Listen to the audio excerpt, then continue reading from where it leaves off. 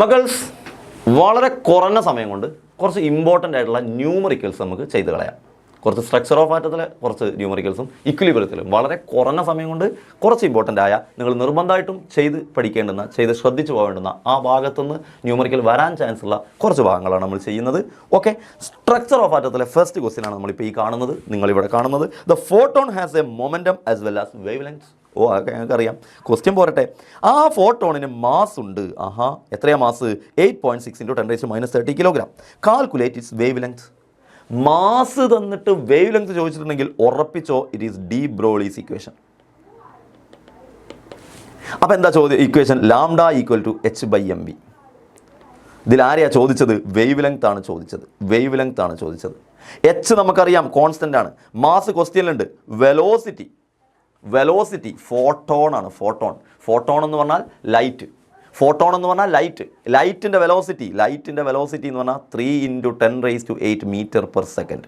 അപ്പോൾ വെലോസിറ്റിക്ക് വരെ അവിടെ കൊടുക്കേണ്ടത് സിയുടെ വാല്യൂ. സോ നമുക്ക് കൊടുക്കാൻ പറ്റും. എച്ചിൻ്റെ വാല്യൂ അറിയാൻ പറ്റും, മാസ്, വെലോസിറ്റി എല്ലാം അറിയാൻ പറ്റും. സോ മക്കളെ നോക്കടാ, h/mvയിൽ എച്ചിൻ്റെ വാല്യൂ 6.6 × 10⁻34. താഴെ മാസ് 8.6 × 10⁻30. വെലോസിറ്റി 3 × 10⁸. എല്ലാ വാല്യൂസും തന്നിട്ടുണ്ട്. അതങ്ങ് ചെയ്തപ്പോൾ യു വിൽ ഗെറ്റ് 0.257 × 10⁻12 മീറ്റർ. ഇവിടെ ഒരു കാര്യം സാറ് പറഞ്ഞുതരാം, അത് മീറ്ററിൽ എഴുതിയാൽ മതി. നിങ്ങൾക്ക് ക്വസ്റ്റ്യനിൽ ആങ്സ്ട്രമിലാണ് ചോദ്യമെങ്കിൽ അതിനെ മീറ്റർക്ക് മാറ്റേണ്ടി വരും. മീറ്റർക്ക് മാറ്റണമെങ്കിൽ നിങ്ങൾ 10⁻10 കൊണ്ട് ഇൻറ്റു ചെയ്യണം. ഒരു ആങ്സ്ട്രം എന്ന് പറഞ്ഞാൽ 10⁻10 മീറ്ററാണ്. അപ്പോൾ നിങ്ങൾക്ക് തരുന്നത് 3 ആങ്സ്ട്രം എന്നാണെങ്കിൽ 3 × 10⁻10 എന്ന് എഴുതേണ്ടി വരും. ഇനി നിങ്ങൾക്ക് ക്വസ്റ്റ്യനിൽ നാനോമീറ്ററിലാണ് തന്നെങ്കിൽ നിങ്ങൾ അതിനെ × 10⁻9 മീറ്റർ ആക്കണം. സോ നിങ്ങൾക്ക് ക്വസ്റ്റ്യനിൽ 200 നാനോമീറ്റർ എന്നാണെങ്കിൽ 200 × 10⁻9 മീറ്റർ എന്നാക്കണം. ദെൻ നിങ്ങൾക്ക് തന്നത് ഒരു പൈക്കോമീറ്റർ ആണെങ്കിൽ, PM ആണെങ്കിൽ അത് 10⁻12 മീറ്റർ ആയിരിക്കും. സോ നിങ്ങൾക്ക് ആങ്സ്ട്രമിനെ മീറ്റർക്കാക്കാം, നാനോമീറ്ററിനെ മീറ്റർക്കാക്കാം, പൈക്കോമീറ്ററിനെ മീറ്റർക്കാക്കാം. അതിനുള്ള കൺവേർഷൻസ് ആണ് സാർ ഇവിടെ പറഞ്ഞു തന്നത്. നേരെ തിരിച്ച് മീറ്ററിന് ആങ്സ്ട്രമൊക്കെ ആക്കണമെങ്കിൽ നേരെ റിവേഴ്സ് ചെയ്താൽ മതി. 10⁻10 എന്നുള്ളത് 10⁻10 ആക്കിയാൽ മതി. അപ്പോൾ 1 മീറ്റർ എന്ന് പറഞ്ഞാൽ എത്ര നാനോമീറ്റർ? 10�9 നാനോമീറ്റർ ആയിരിക്കും. നേരെ തിരിച്ച് നേരെ റിവേഴ്സ് ആലോചിക്കുക, മൈനസ് കളയുക. റെഡി? Then next question.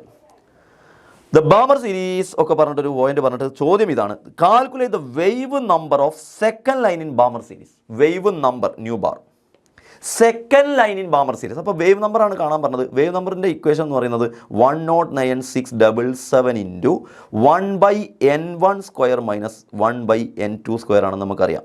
ഈ n1 എപ്പോഴും കോൺസ്റ്റൻ്റ് ആണ്. കാരണം n1 എന്ന് പറയുന്നത് ഏത് സീരീസ് ആണോ അയാൾക്കനുസരിച്ച് n1 നമുക്ക് കിട്ടും. ലൈമാൻ സീരീസ് ആണെങ്കിൽ n1 1 ആയിരിക്കും.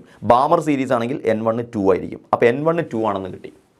ലൈമാൻ ആണെങ്കിൽ n1 1 ആയിരിക്കും, ബാമർ ആണെങ്കിൽ n1 2 ആയിരിക്കും, പാഷൻ ആണെങ്കിൽ n1 3 ആയിരിക്കും. ആ ഓർഡറിൽ പോകും. അപ്പോൾ n1 എപ്പോഴും ആ കോൺസ്റ്റൻ്റ് ആയിട്ട് വരും. ഇനി n2 എങ്ങനെ കാണുക? n2 ഏതും ആവാമല്ലോ. അപ്പം ബാമർ സീരീസിൻ്റെ n1 2 ആണെങ്കിൽ n2 3 ആവാം, 4 ആവാം, 5 ആവാം. ആ ഇതിൽ നമ്മൾ എഴുതിയിട്ടുണ്ട്. ഏതിൽ? ടേബിളിൽ എഴുതിയിട്ടുണ്ട്. ദെൻ n2 കാണാൻ വളരെ ഈസിയാണ് മക്കളെ. നിങ്ങൾക്ക് n2 കാണാൻ ഒരു ഐഡിയ ട്രിക്ക് സാർ പറഞ്ഞുതരാം. n2 കാണാൻ നിങ്ങളുടെ n1ലേക്ക് നിങ്ങളുടെ ക്വസ്റ്റ്യനിൽ പറഞ്ഞത് എത്രാമത്തെ ലൈനാണോ അത് ആഡ് ചെയ്താൽ മതി. എന്ത് സാറേ? മനസ്സിലായില്ല. Very simple. n2 കാണാൻ വേണ്ടി നിങ്ങൾ n1ലേക്ക്, n1 എത്ര ഇവിടെ 2, അതിലേക്ക് ക്വസ്റ്റ്യനിൽ ഇത്രാമത്തെ ലൈൻ എന്ന് പറഞ്ഞ ചോദ്യം ഉണ്ടാവും. ഇതാ ഇത്രാമത്തെ ലൈൻ, സെക്കൻഡ് ലൈൻ. അപ്പോൾ 2 ആഡ് ചെയ്താൽ മതി. അപ്പോൾ n2 4 ആണ്. അപ്പോൾ തേർഡ് ലൈൻ എന്ന് ചോദിച്ചിരുന്നെങ്കിലോ 3 ആഡ് ചെയ്യണം. ഫസ്റ്റ് ലൈൻ എന്ന് ചോദിച്ചിരുന്നെങ്കിലോ 1 ആഡ് ചെയ്യണം. അത്രയേ ഉള്ളൂ. അപ്പോൾ n2 4 കിട്ടി. സോ 1/n1² എന്ന് കൊടുത്ത് 1/2², 1/n2² എന്ന് കൊടുത്ത് 1/4² കൊടുത്താൽ you will get the answer. So nu bar = 109,677 × 1/2² - 1/4². You will get the answer in centimetre inverse. Nu ബാറിൻ്റെ യൂണിറ്റ് ഇവിടെ ഓർത്ത് വെച്ചോ. ന്യൂ ബാറിൻ്റെ യൂണിറ്റ് ഇവിടെ സെൻറ്റിമീറ്റർ ഇൻവേഴ്സ് ആയിരിക്കും. Okay, ready? Then, Muggles, the uncertainty principle contributed significantly in the formulation of the quantum mechanical model. അങ്ങനെ പറഞ്ഞിട്ട് ചോദ്യം ഇതാണ്: an electron is moving with a velocity of 2.5 × 10⁶ metre second. അപ്പോൾ വെലോസിറ്റി തന്നിട്ടുണ്ട്. Velocity നമുക്ക് തന്നിട്ടുണ്ട്.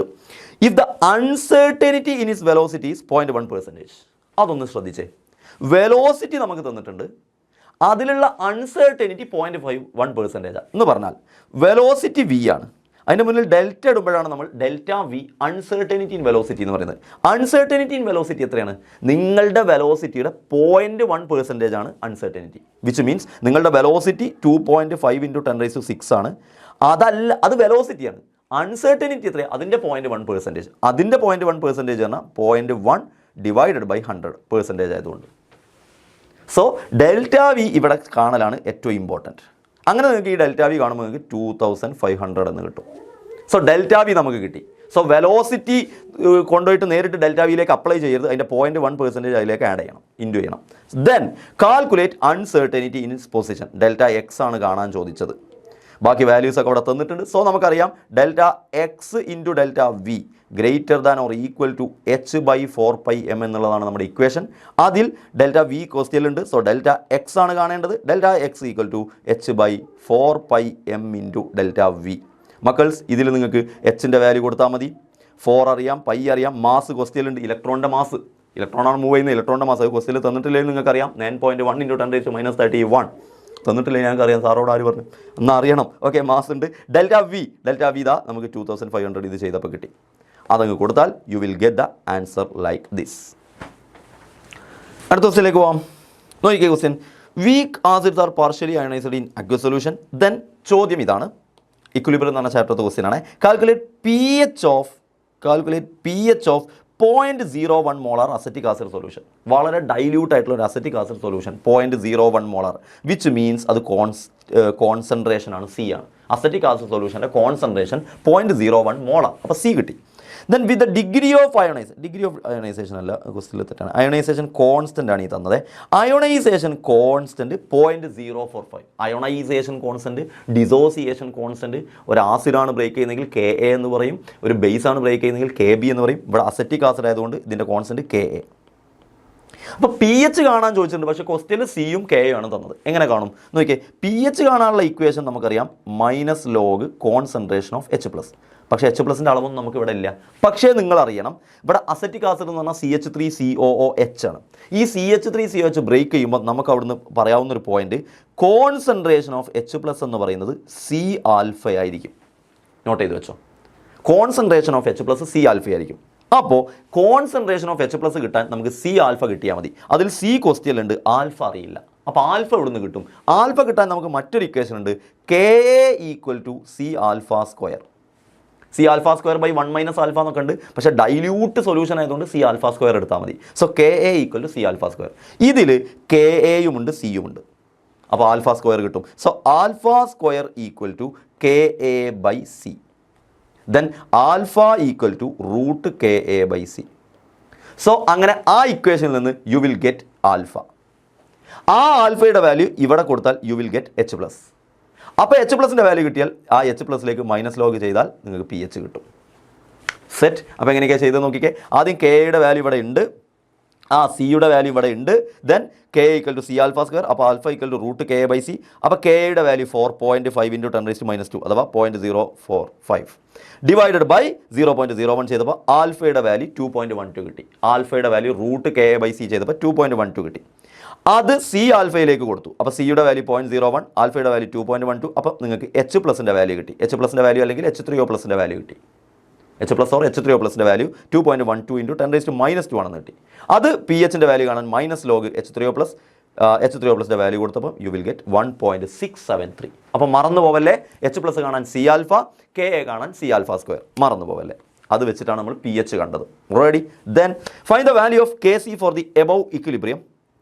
If the value of Kp is 1.8 × 10⁻² atm at 600 Kelvin. മക്കളെ, ഇവിടെ ഒരു ക്വസ്റ്റ്യൻ, ക്വസ്റ്റ്യൻ ഇതല്ല, റിയാക്ഷൻ ഇവിടെ തന്നിട്ടില്ല. റിയാക്ഷൻ ഇതാണ് ഞാൻ ഇവിടെ എഴുതാം. 2NOCl gives 2NOCl എന്ന് പറയുന്ന ഒരു equilibrium reaction, 2NO + Cl2. Okay, reaction okay, ഇനി ചെയ്തോ. ദെൻ എന്താ ചോദ്യം? Find the value of KC കാണണം. നിങ്ങൾക്കറിയാം KPയും KC നമ്മൾ ബന്ധം, KP = KC × RT⁻Δn ആണ്. സോ ക്വസ്റ്റ്യനിൽ KP നേരിട്ട് തന്നിട്ടുണ്ട്, അപ്പോൾ KP അവിടെ കൊടുക്കാം. KC ആണ് ചോദിച്ചത്, അപ്പോൾ KC ആണ് കാണേണ്ടത്. അപ്പോൾ KC = KP / RT⁻Δn. അപ്പോൾ KPയുടെ പിന്നെ വാല്യൂ ക്വസ്റ്റ്യനിൽ തന്നിട്ടുണ്ട്. ആറിൻ്റെ വാല്യൂ 0.0821 എടുക്കണമെന്ന് ക്വസ്റ്റ്യനിൽ പറഞ്ഞിട്ടുണ്ട്. ടെമ്പറേച്ചർ 600 Kelvin അതും തന്നിട്ടുണ്ട്. Δn എവിടുന്ന് കിട്ടും? ഈക്വേഷൻ കിട്ടും. എന്താ Δn? Δn = പ്രൊഡക്റ്റത്തെ ഗേഷ്യസ് നമ്പർ ഓഫ് മോൾസ്. ഇതൊക്കെ ഗ്യാസാണ്. 2NO ഗ്യാസാണ്, Cl2 ഗ്യാസാണ്, 2NOCl ഗ്യാസാണ്, എല്ലാവരും ഗ്യാസ്. അങ്ങനെയാണെങ്കിൽ product number of moles 2 + 1 3 minus റിയാക്ടൻറ്റിലെ നമ്പർ ഓഫ് മോൾസ് 2 2 - 2 1. അപ്പോൾ ഡെൽറ്റ എൻ 1 ആയതുകൊണ്ട് റേസ് ടു 1 അങ്ങനെ തന്നെയാവും, വിച്ച് മീൻസ് KP/RT ആകും. അതങ്ങ് ചെയ്താൽ യു വിൽ ഗെറ്റ് KCയുടെ വാല്യൂ. സോ KP/RT, KPയുടെ വാല്യൂ 1.8 × 10⁻², ആറിൻ്റെ വാല്യൂ 0.0821, ടെമ്പറേച്ചർ 600 ചെയ്തപ്പോൾ you will get this value. Ready, last and final question. The solubility product of AlOH thrice is 1 × 10⁻36. Solubility product ആണ് തന്നത്, which means KSP ആണ് തന്നത്. Solubility productൻ്റെ constant അഥവാ solubility product ആണ് തന്നത്. Calculate solubility അഥവാ S ആണ് ചോദ്യം. KSP S നമ്മളുടെ ബന്ധത്തിൽ നമ്മൾ സെയിം എപ്പോഴും പഠിച്ചെടുക്കുന്ന ഇക്വേഷൻ എന്താ? KSP കാണാൻ x raised to x × y raised to y × s raised to x + y. ഇതല്ലേ നമ്മൾ പഠിക്കുന്ന equation, x raised to x × y raised to y × s raised to x + y. Then മക്കൾസ് എന്താണ് ഈ എക്സും Y ഒക്കെ? Very simple. AlOH ത്രൈസിൽ അലൂമിനിയത്തിൻ്റെ അളവാണ്, അലൂമിനിയത്തിൻ്റെ നമ്പറാണ് X. Aluminium 1 ഉള്ളൂ, അപ്പോൾ x = 1. സോറി, അലൂമിനിയം 1 ഉള്ളൂ, അപ്പോൾ x = 1. OH ത്രൈസിൻ്റെ എണ്ണം, OH 3 ഉണ്ട്, അപ്പോൾ y-ൻ്റെ എണ്ണം 3. സോ അത് ഇവിടെ കൊടുത്തു കഴിഞ്ഞാൽ 1 raised to 1, x raised to x 1 raised to 1, y raised to y 3 raised to 3, s raised to x + y x 1 y 3. So you will get 3 raised to 3 27, 27 s raised to 4. So KSP = 27 s raised to 4 എന്ന് കിട്ടും. നിങ്ങളോട് ചോദിച്ചത് S കാണാനാണ്. അപ്പോൾ s raised to 4 = KSP/27 കിട്ടും. Okay, പക്ഷേ s raised to 4 അല്ല വേണ്ടത്, എസ് ആണ് കാണുന്നത്. അപ്പോൾ s = KSP/27 the whole raised to, ഈ s raised to 4 അപ്പുറത്തേക്ക് പോകുമ്പോൾ 1/4 ആകും. ഇതങ്ങ് കാൽക്കുലേറ്ററിൽ ക്വസ്റ്റ്യനിൽ കൊടുത്താൽ മതി. സോ മക്കളെ, KSPൻ്റെ വാല്യൂ ക്വസ്റ്റ്യനിൽ തന്നിട്ടുണ്ട്. 1 × 10⁻36 divide by 27 whole the raise 1/4 ചെയ്താൽ you will get 1 × 10⁻9 molar. So ഇക്വിലിബ്രിയത്തിനും സ്ട്രക്ചർ ഓഫ് ആറ്റം എന്നുള്ള കുറച്ച് ന്യൂമറിക്കൽസ് ആണ് ചെയ്ത് നിങ്ങൾക്ക് വളരെയധികം ഉപകാരപ്പെട്ടെന്ന് വിചാരിക്കുന്നു. Thank you മക്കൾസ്.